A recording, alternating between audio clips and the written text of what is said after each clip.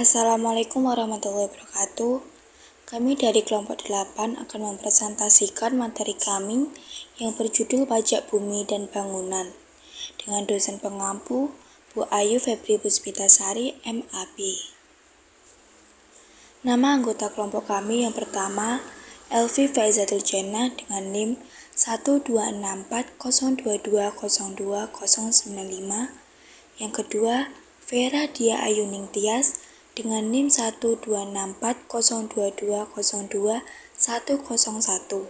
Yang ketiga Muhammad Ridho Alamsyah dengan NIM 1264022020123. Yang keempat Muhammad Fahruz Zaman dengan NIM 1264022020125. Dan yang terakhir Nadila Adriana dengan NIM 1244022020129. Yang pertama, pengertian pajak bumi dan bangunan. PBB adalah iuran yang dikenakan terhadap pemilik, pemegang kekuasaan, penyewa, dan yang memperoleh manfaat dari bumi dan bangunan.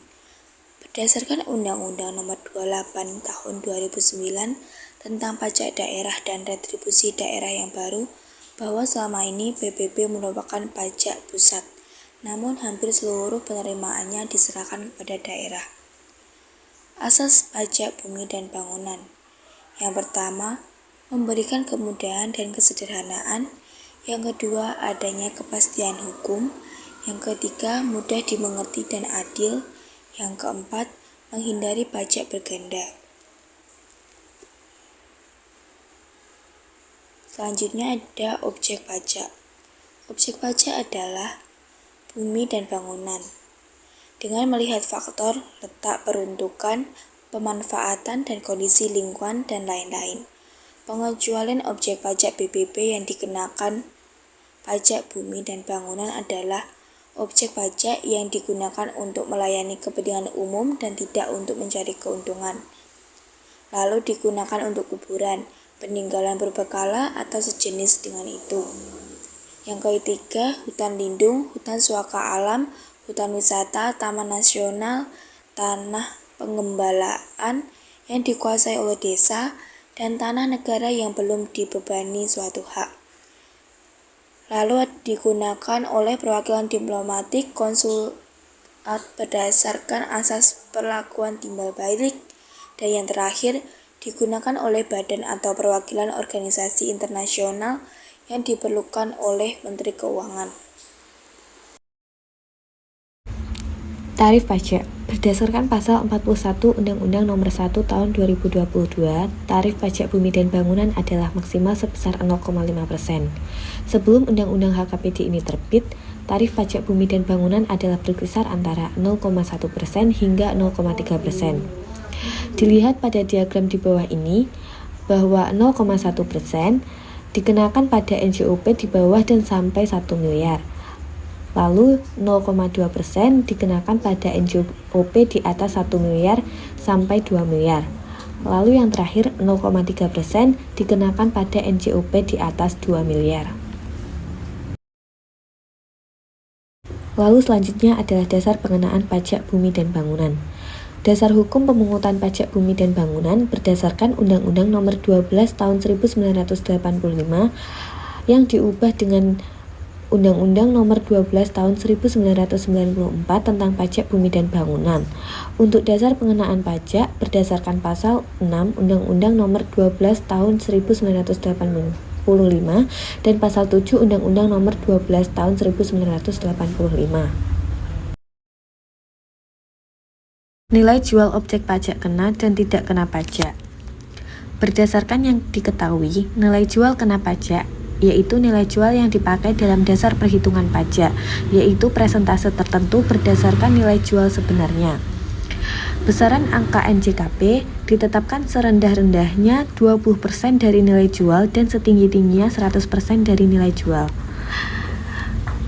Presentase NJKP dalam KMK nomor 201/KMK.04/2000 objek pajak perkebunan sebesar 40%, objek pajak pertambangan sebesar 40%, objek pajak kehutanan sebesar 40%, objek pajak pedesaan dan perkotaan jika dilihat dari NJOP-nya, yaitu jika NJOP-nya kurang dari 1 miliar maka persentase NJKP-nya sebesar 40%, sedangkan jika NJOP-nya mencapai lebih dari 1 miliar maka persentase NJKP-nya sebesar 20%.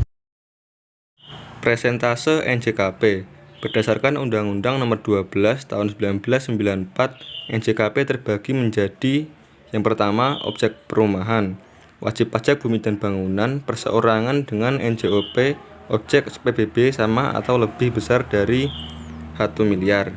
Yang kedua, objek pajak perkebunan, memiliki luas lahan sama lebih dari 25 hektar yang dimiliki, dikuasai atau dikelola dengan BUMN, BMS atau berdasarkan kerjasama antara pemerintah dan swasta.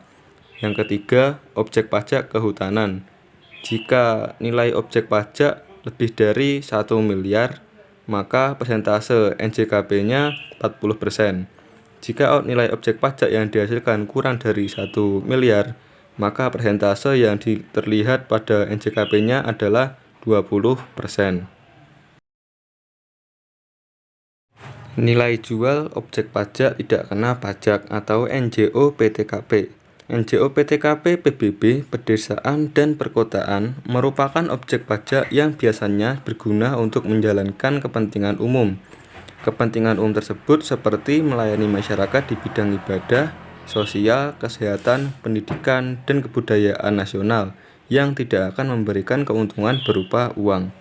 Nilai NJOPTKP sesuai PMK nomor 23 tahun 2014 sebesar 12 juta rupiah. Tapi, aturan tersebut hanya berlaku untuk PBB selain pedesaan dan perkotaan. NJOPTKP berdasarkan keputusan Menteri Keuangan nomor 201/KMK-04/2000. NJOPTKP untuk setiap daerah di kabupaten atau kota ditetapkan setinggi-tingginya senilai 12 juta rupiah dengan ketentuan sebagai berikut. Yang pertama, memperoleh pengurangan NJOPTKP sebanyak 1 kali dalam 1 tahun pajak untuk setiap wajib pajaknya. Yang kedua, mendapatkan pengurangan NJOPTKP hanya untuk satu objek pajak yang memiliki nilai paling besar dan tidak bisa digabungkan dengan objek pajak lainnya yang dimilikinya jika wajib pajak tersebut memiliki lebih dari 1 objek pajak. Cara menghitung pajak. Yang pertama, besarnya pajak terutang dihitung dengan cara mengalihkan tarif pajak dengan NJKP. Pajak bumi dan bangunan sama dengan tarif pajak dikali NJKP sama dengan 0,5% kali dalam kurung persentase NJKP dikali NJOP sampai NJOPTKP. Contohnya, wajib pajak A mempunyai sebidang tanah dan bangunan yang NJOP-nya senilai 20 juta rupiah dan NJOPTKP-nya untuk daerah tersebut adalah 12 juta rupiah. Maka besarnya pajak yang terutang adalah cara penghitungannya yaitu 0,5% dikali 20% dikali dalam kurung 20 juta rupiah dikurangi 12 juta rupiah sama dengan 8.000 rupiah. Slide selanjutnya yaitu tahun pajak, saat, dan tempat yang menentukan pajak terutang. Yang pertama ada tahun pajak. Tahun pajak adalah jangka waktu 1 tahun takwim. Jangka waktu 1 tahun takwim adalah dari 1 Januari sampai dengan 31 Desember. Yang kedua, menurut keadaan objek pajak pada tanggal 1 Januari. Contohnya yaitu objek pajak pada tanggal 1 Januari 2010 berupa tanah dan bangunan. Pada tanggal 10 Januari 2010 bangunannya terbakar, maka pajak yang terutang tetap berdasarkan keadaan objek pajak pada tanggal 1 Januari 2010, yaitu keadaan sebelum bangunan tersebut terbakar. Selanjutnya ada tempat pajak yang terutang.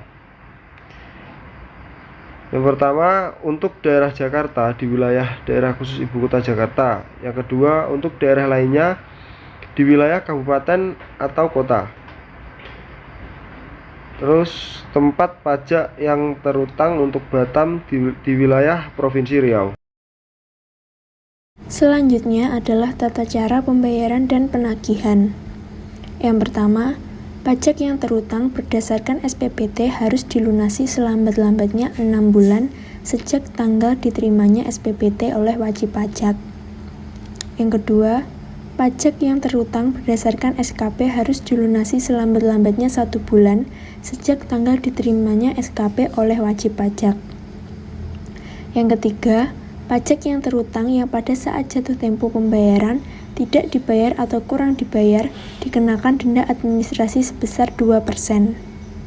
Yang keempat, denda administrasi sebagaimana dimaksud dalam nomor 3 di atas ditambah dengan utang pajak yang belum atau kurang dibayar ditagih dengan surat tagihan pajak atau STP yang harus dilunasi selambat-lambatnya 1 bulan sejak tanggal diterimanya STP oleh wajib pajak. Selanjutnya adalah tata cara pembayaran. Yang pertama, pajak yang terutang dapat dibayar di bank, kantor pos, dan giro, dan tempat lain yang ditunjukkan oleh Menteri Keuangan.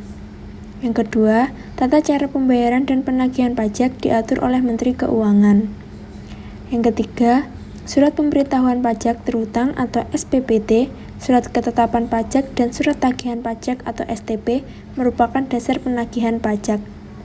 Yang keempat, jumlah pajak yang terutang berdasarkan STP yang tidak dibayarkan pada waktunya dapat ditagih dengan surat paksa.